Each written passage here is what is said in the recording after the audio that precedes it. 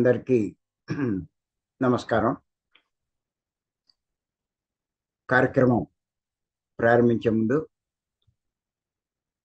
గురువు గారు బ్రహ్మర్షి పత్రి గారికి ఒకసారి మనం ధన్యవాదాలు చెప్తాం. మనం గత కొన్ని రోజులుగా యోగీశ్వర్ల సందేశాలు చెప్పుకుంటున్నాం. దానిలో భాగంగా కబీర్ సందేశం చెప్పుకుంటున్నాం. మనం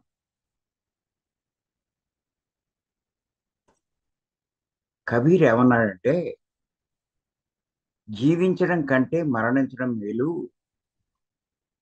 మరణించక ముందే మరణించిన వాడు అమరుడవుతాడు అని చెప్పడం జరిగింది. మరి మరణించక ముందే మరణించాలి అంటే, మరణించిన తర్వాత ఏం జరుగుతుందో తెలుసుకుంటే ఖచ్చితంగా అమరత్వం పొందే స్థాయికి, అంటే జన్మలు లేని స్థాయికి ఎదుగుతాడని చెప్పి మనం తెలుసుకోవాలి. ఎందుచేత అవుతాడు అలా? ఆ రకమైన స్థితి ఎలా పొందుతాడు? ఎందుకంటే ఇప్పుడు లోకంలో జీవించే వాళ్ళంతా కూడా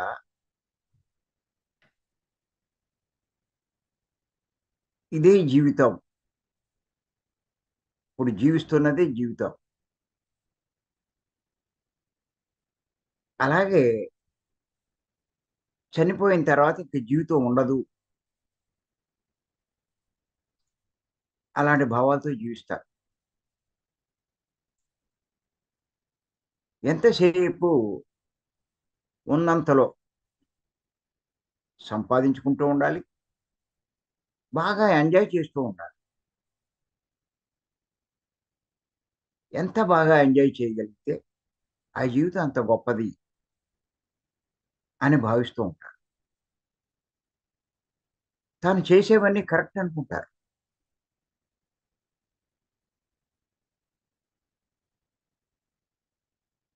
తను చేసే పనులు,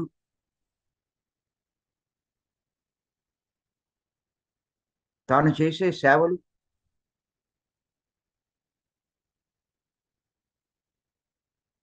తాను చేసే కార్యక్రమాలు, మాట్లాడే మాటలు అన్నీ సరైనవి అనుకుంటారు.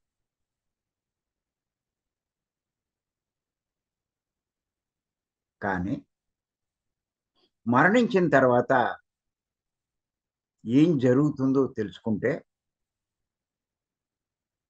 ఏమర్థమవుతుందంటే, తాను చేసేవన్నీ పూర్తిగా భిన్నమైనవని తెలుసుకుంటాడు.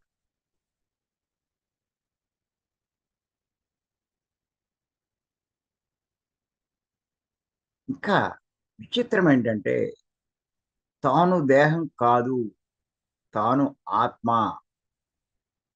అన్నది కూడా అర్థమవుతుంది. అంచేత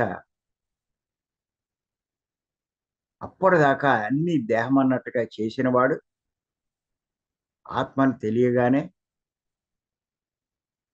తాను చేసే పనులన్నీ మారిపోతాయి.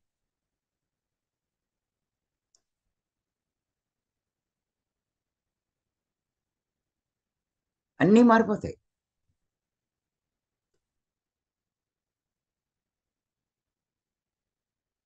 మారిపోవడం వల్ల ఆత్మకి, ఆత్మైన తనకి ఎంతో లాభం కలుగుతుంది.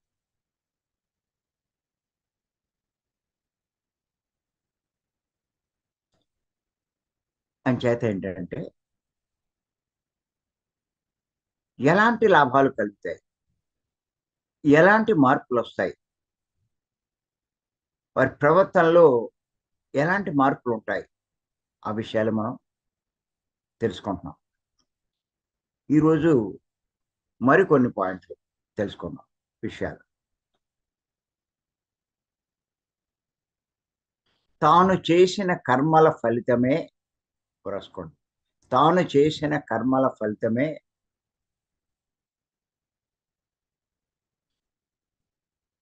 తన కూడా వస్తుందని తెలుసుకుంటాడు.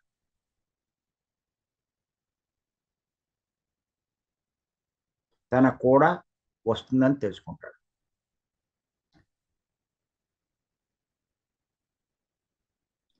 ఇక్కడ ఒక విషయం గమనించుకోవాలి.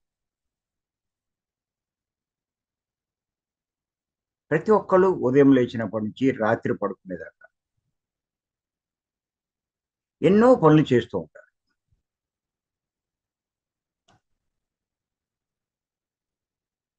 తనకు నచ్చినట్టు, తనకిష్టమైనట్టు జీవిస్తారు, ప్రవర్తిస్తారు.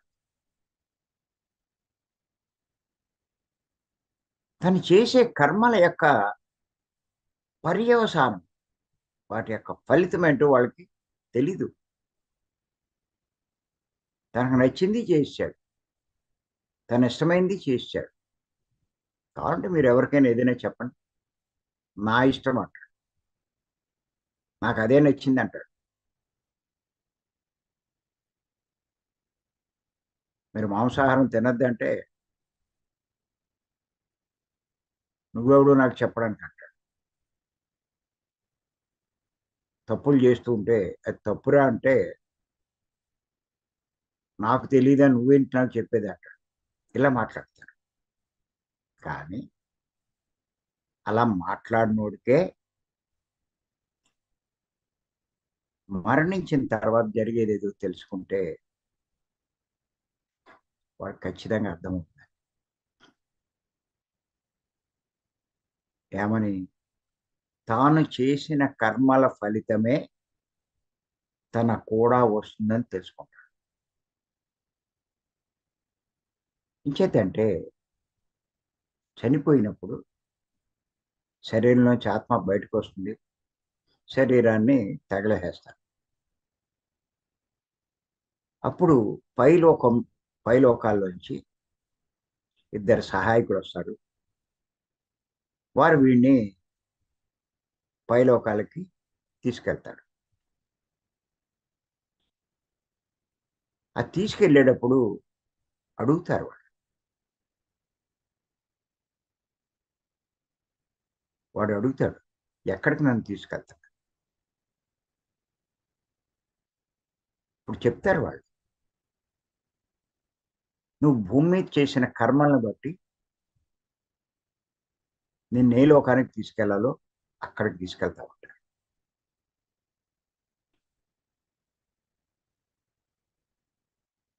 నువ్వు పాపాలు చేస్తే దానికి సంబంధించిన లోకాలకు తీసుకెళ్తాం. నువ్వు పుణ్యాలు చేస్తే దానికి సంబంధించిన లోకాలు తీసుకెళ్తాం.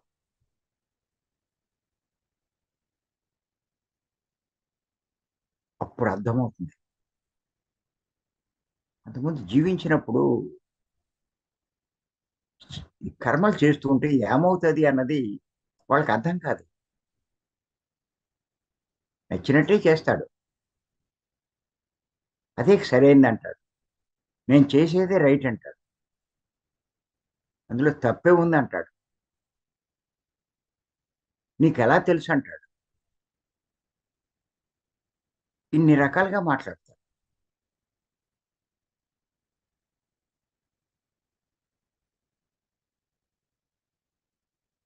చనిపోయిన తర్వాత తెలుస్తుంది.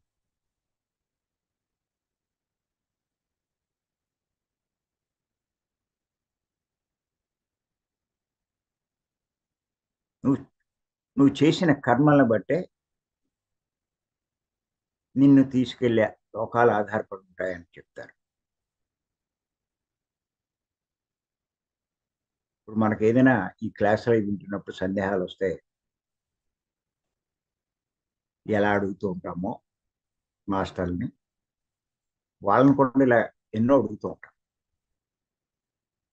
ఉంటారు.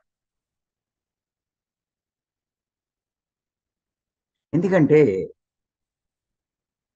ఆ సిచ్యుయేషను ఆశ్చర్యం కలిగిస్తుంది.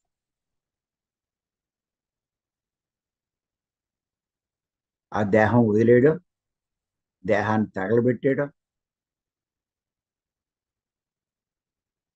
తనని వాళ్ళు వచ్చి తీసుకెళ్తూ ఉండడం, ఏమిటో అయోమయం కింద ఉంటుంది.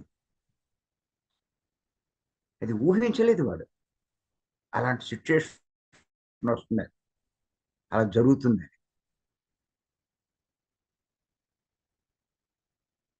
ఆశ్చర్యపోతూ ఎన్నో అడుగుతూ ఉంటాడు.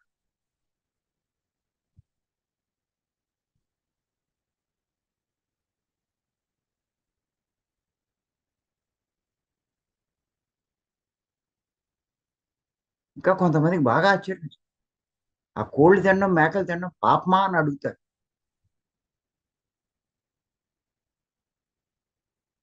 అది తినేటప్పుడు వాడికి అది పాపం అన్న సంగతే తెలియదు. అందరూ తింటున్నారు, వాడు తింటున్నాడు.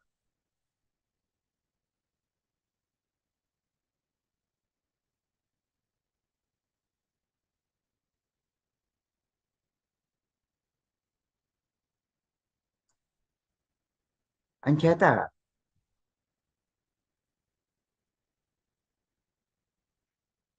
ఆ పాపలోకాలకి వెళ్తే ఏమవుతుంది?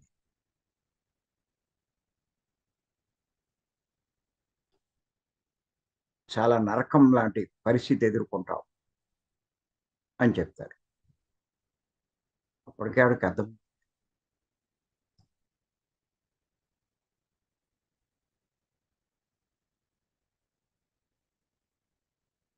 ఇక్కడ ఏదో బాధపడమే కాదు, మళ్ళా నువ్వు భూమి మీదకి వెళ్ళావు, చాలా కష్టాలు వస్తాయి.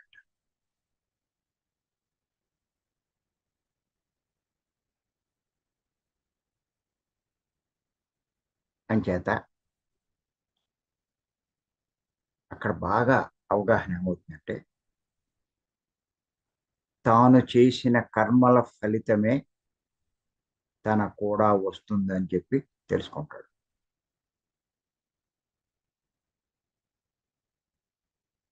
తను సంపాదించిన ధనం కానీ, సంపదలు కానీ ఏది రాదు అన్నది అర్థం.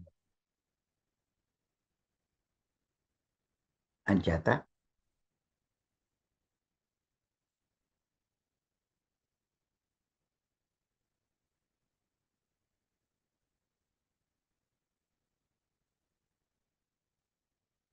జీవించి ఉండగానే ఎన్ని తెలుసుకుంటున్నాడు కదండి. ఇక్కడ ఒకటి గుర్తుపెట్టుకో, మరణించిన తర్వాత ఏం జరుగుతుందో జీవించి ఉండగానే తెలుసుకుంటాడు. ఇది ఎప్పుడైతే తెలుసుకున్నాడో, తన కర్మల ఫలితమే తాను అనుభవిస్తాడు, అవన్నీ తన కూడా వస్తాయి, ఇవన్నీ తెలుసుకుంటాడు. ఆ కర్మల్లో కొన్ని ఆ భూమి మీద ఉన్నప్పుడే అనుభవిస్తూ ఉంటాడు.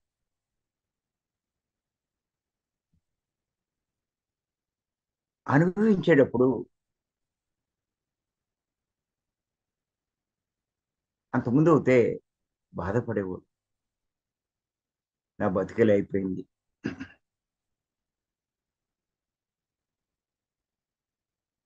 దేవుడు నన్ను బాధ పెడుతున్నాడు, నేనేం చేశాను, నా పరిస్థితి ఇలా అయిపోయింది అని చెప్పి బాధపడుతూ ఉంటాడు. కానీ ఈ మరణించిన తర్వాత ఏం జరుగుతుందో తెలుసుకున్నప్పుడు, ఆ కర్మల ఫలితం తాను అనుభవించాల్సి వస్తుందన్నది అర్థమైనప్పుడు ఏం అవగాహన చేసుకుంటాడంటే, నేను చేసిన కర్మల ఫలితమే ఇప్పుడు నేను అనుభవిస్తున్నాను, నేను అనుభవించే ఈ కష్టం నేను చేసిన కర్మ ఫలితమే. అవగాహన వస్తుంది.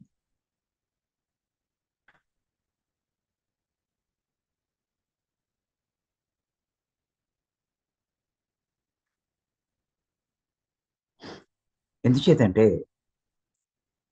ఇప్పుడు నేను ఎన్నో ఊళ్ళు తిరుగుతున్నాను, ఎంతో మందిని కలుస్తున్నాను. ఇంచుమించు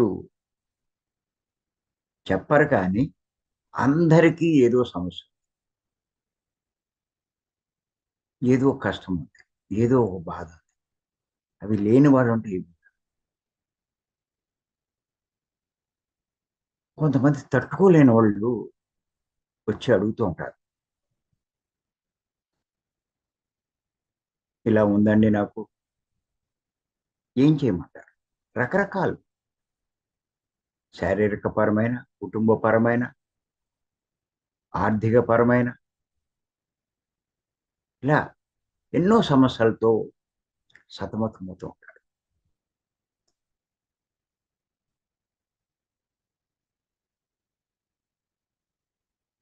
మా పిల్లవాడు సరిగ్గా లేడండి అని, నా భర్త సరిగ్గా చూసుకోవట్లేదని,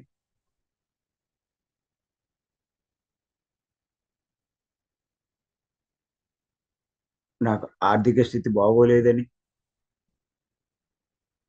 ఈ నొప్పులు ఉన్నాయి, ఆ నొప్పులు ఉన్నాయి.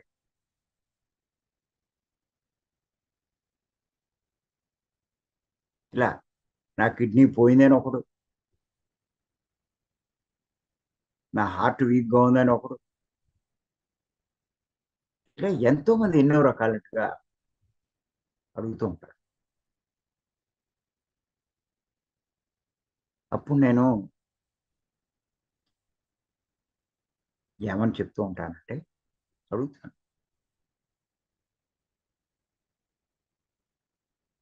ధ్యానం చేసుకో తగ్గిపోతుంది అన్న మాట అన్నాం.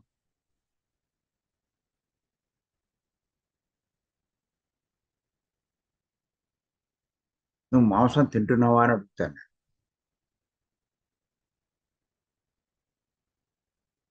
అయితే లేదండి తింటలేదు, ఎప్పుడో మానేశాను, 5 ఏళ్ల క్రితమే మానేశాను, 2 ఏళ్ల క్రితం మానేశాను, 10 ఏళ్ల క్రితమే మానేశాను అంటారు. ఇప్పుడు నీ వయసు ఎంత? 50 ఏళ్ళండి, 60 ఏళ్ళు. మరి 10 ఏళ్ల క్రితం మానేశాను అంటున్నావు, ఇప్పుడు 50 ఏళ్ళు అవుతే 40 సంవత్సరాలు తిన్నావు కదా. ఏంటోనండి ఈ సైడ్ అంతా నిప్పెట్టేస్తుందండి.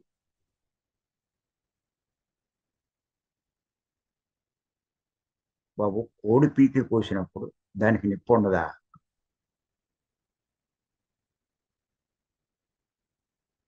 ఇప్పుడు నీకు నిప్ప,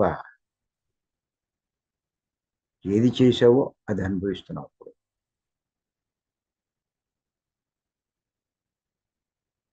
అని చెప్తూ ఉంటారు. కనీసం అప్పుడైనా వాళ్ళకి తెలియాలి, తాను చేసిన కర్మల ఫలితమే తాను అనుభవిస్తున్నాడు అన్న విషయం వాళ్ళకి తెలియాలి. ఆ విషయం చెప్పకుండా ధ్యానం చేసుకో తగ్గిపోద్ది అని చెప్పి, సంకల్పం పెట్టుకో తగ్గిపోద్ది, సంకల్పం పెట్టుకుని ధ్యానం చేసింది అనుభవించాల్సిందే, ఎలా తగ్గిపోద్ది?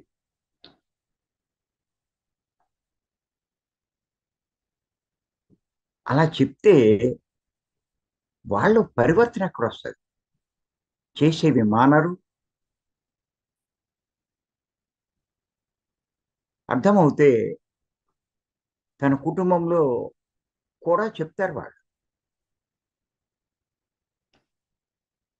జీవితం బాగుండాలంటే అంతే, తెలుసుకోవాలి, ఇది తెలుసుకుని ఆ ప్రవర్తన మార్చుకోవాలి.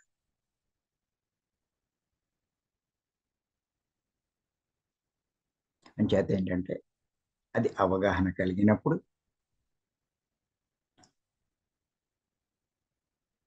వాళ్ళు ఏం చేస్తారంటే, ఓహో,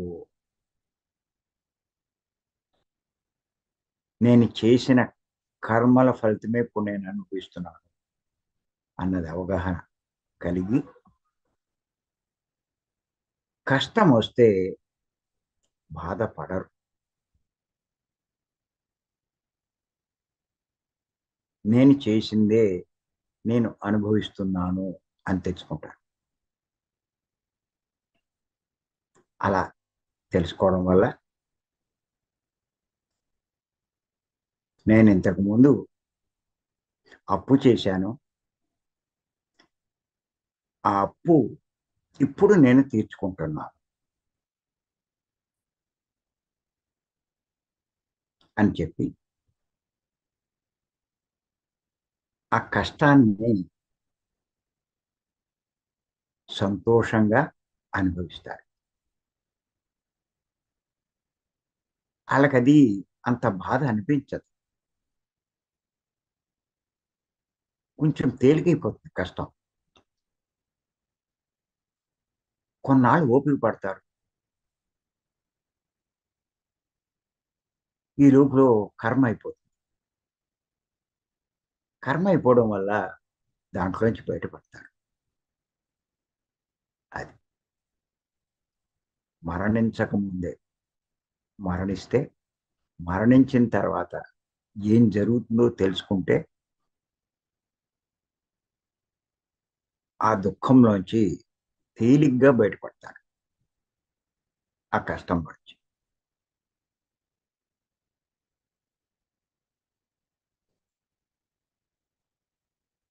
ఇవి కూడా చెప్తూ ఉంటాను. వాళ్ళకి ఇంకోటి కూడా చెప్తాను. నువ్వు ఈ ధ్యానం చెయ్యి, తీవ్రంగా చెయ్యి, బాగా శక్తి సంపాదించు. ఎప్పుడైతే నీలో శక్తి ఎక్కువ ఉందో ఆ కష్టాన్ని, ఆ బాధని ఓర్చుకునే ఆ శక్తి, ఆ కష్టాన్ని తట్టుకునే శక్తి నీకు వస్తుంది.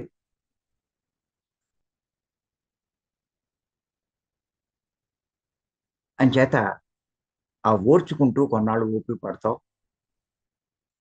ఆటోమేటిక్గా పోతుంది అది.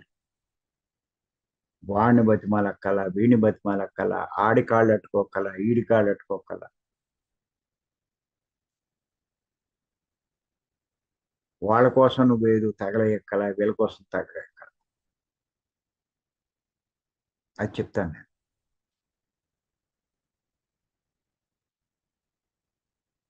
కొంచెం అర్థం చేసుకున్నవాడు.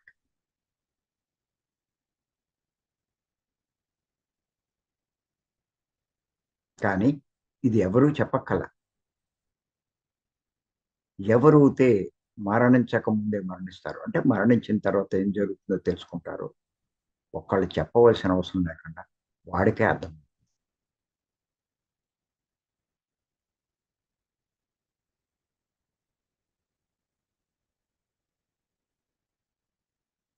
ఇక్కడ రెండు పాయింట్లు గుర్తెట్టుకోండి. కష్టాలు ఉన్నవాళ్ళు, అంతకుముందు మనం పెద్ద పాపం చేస్తే ఎక్కువ కాలం అనిపిస్తాం, చిన్న పాపం అయితే తక్కువ కాలం. కొంతమంది చిన్న పాపం చేసి తొందరలో బయటపడేవాళ్ళు కూడా అక్కర్లేని ఎంతో బాధపడము, ఎంతో ఖర్చు చేయము, నష్టపోవడము జరుగుతూ ఉంటుంది. మీకు ఒక్కటే చెప్తున్నాను, ఏ కష్టం వచ్చినా కూడా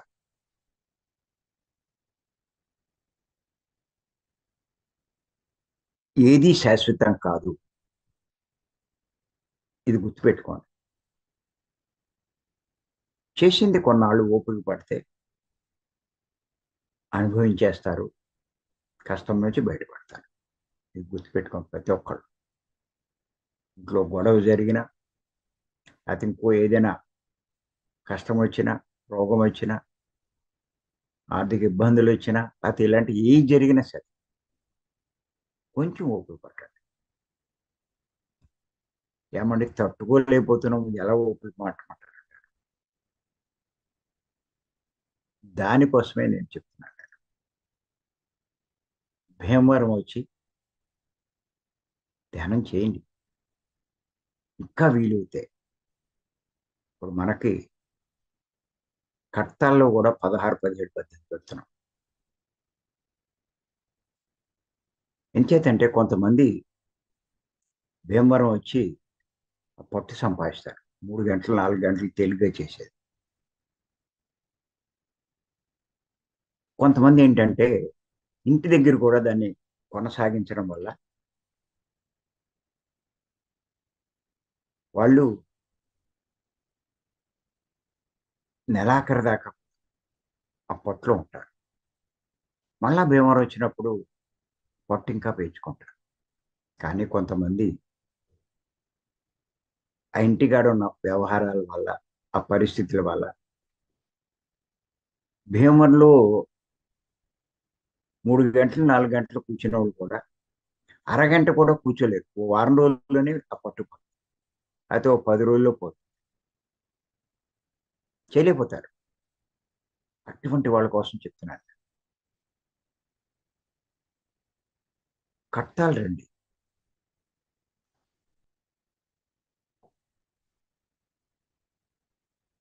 అక్కడ కూడా మీరు అదే రకంగా చేయొచ్చు. ఆ పట్టు నిలబడుతుంది. అలా కొన్ని నెలలు చేయండి. మీ శక్తి పెరుగుతుంది. అంతేకాదు, శక్తి కోల్పోకుండా ఏం చేయాలో అవి కూడా మనం చెప్తూ ఉంటాం. అవన్నీ ఫాలో అవుతే ఎంత కష్టమైనా సునాయాసంగా అధిగమిస్తారు.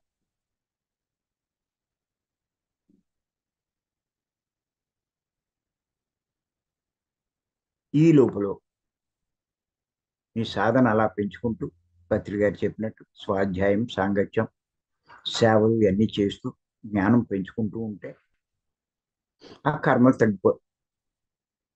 దగ్ధమైపోతూ ఉంటాయి. అనుభవించేది పోద్ది. అనుభవించవలసినవి పోతాయి. కొంచెం అది కష్టమైన పనే. చాలా దీక్ష, పట్టుదల ఉండాలి. ఎంతో శ్రద్ధ ఉండాలి. సాధన, స్వాధ్యాయం, సాంగత్యం, సేవ 4 చేయడానికి ఎంతో శ్రద్ధ ఉండాలి. కానీ ప్రాథమికంగా ఎవరికైనా నేను ఇచ్చే సలహా, ఏడుస్తూ కూర్చోకండి. మీరు ఏడుస్తూ కూర్చుంటే ఆ కర్మ తీరేదాకా ఏడుస్తూ ఉండడం మీ పని. అది 6 మాసాలు అవ్వచ్చు, 6 సంవత్సరాలు అవ్వచ్చు. ఎంతో మంది నాకు కిడ్నీ ప్రాబ్లం ఉందని, హార్ట్ ప్రాబ్లం ఉందని ఇలా ఎన్నో చెప్తూ ఉంటారు. భరించలేకపోతున్నానని, ఆ నడుము నొప్పి తట్టుకోలేకపోతున్నాను, మోకాళ్ళ నొప్పులండి, ఈ నొప్పులండి, ఆ నొప్పులండి, ఎన్ని చెప్తారో. చేత సులువైన తేలికైన మార్గం ఏంటి అంటే తీవ్ర ధ్యాన సాధన చేసి శక్తిని బాగా పెంచుకోండి. అది మిమ్మల్ని వజ్ర కవచంలా రక్షిస్తుంది. ఆ శక్తి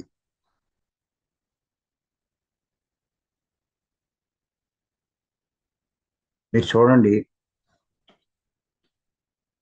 ఇంజెక్షన్ చేయించుకోవడం అలవాట్లేని వ్యక్తి ఇంజెక్షన్ చేస్తాను డాక్టర్ గారు అంటే కంగారు పడిపోతాడు, దడదల్లాడిపోతాడు. ఆ సూది పొడుస్తుంటే ఏడ్చేస్తారు పడుకో.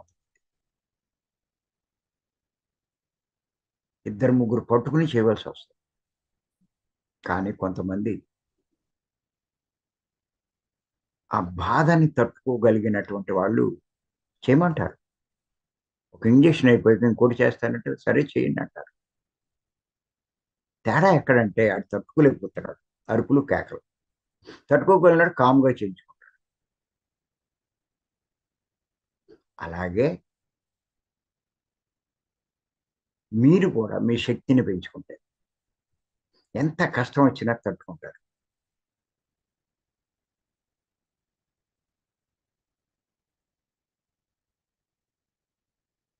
లేకపోతే తట్టుకోలేరు. నేను యాసిడ్ నోట్లో పోసుకున్నప్పుడు బాధ లేదా అంటే బాధ ఉంది. దాన్ని బాధ కింద లెక్కేలా. ఐసీయూలో పెడితే భీమవరంలో ఐసీయూలో ఓ రోజు ఉన్నాను. అందులోనే ఒక ఆవిడ అలా ఏడుస్తూనే ఉంది. తట్టుకోలేకపోతున్నాను. అమ్మ బాబు, అయ్య బాబు, ఆ నర్సులు పెడుతున్నారు. ఏంటో వాళ్ళ అందరూ డిస్టర్బ్ అవుతున్నారు అని చెప్పి తట్టుకోలేకపోతుంది ఆవిడ. అలా ఉంటుంది. అంత జరిగినా మనం కాముగా ఉన్నాం. ఉంది, లోపల ఉంది ఓర్చుకునే శక్తి, తట్టుకునే శక్తి. ఉంది కాబట్టే శరీరంలో అలా ఉండగలిగాం.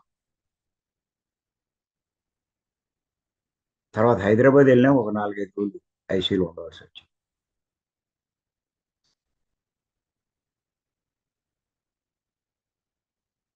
ఇంకోటి ఏంటంటే మనకి సంపాదించుకున్న శక్తి కోల్పోకుండా ఉండటం అన్నది చాలా ముఖ్యం అండి. ఇది చెప్తున్నాను నేను. ఇది మళ్ళా మళ్ళా తెలుసుకోవాల్సిన టాపిక్. మాంసాహారం మానేసామండి, వెల్లుల్లిపాయలు మానేసామంటారు. ఇంకా చాలా ఉన్నాయి. అన్నీ చెప్పాను నేను.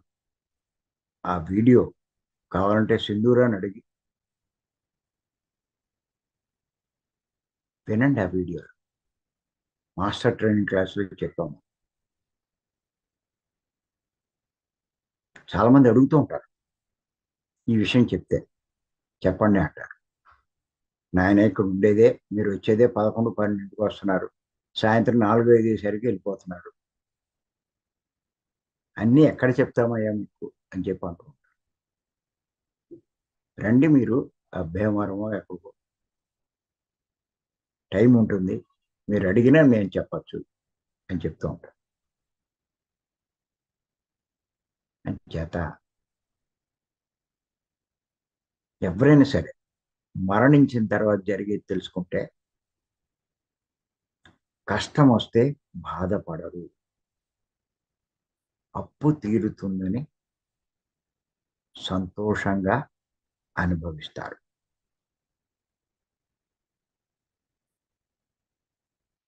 మరి మరికొన్ని విషయాలు, మరికొన్ని లాభాలు రేపు తెలుసుకుందాం. ఈ అవకాశం ఇచ్చిన మీ అందరికీ ధన్యవాదాలు.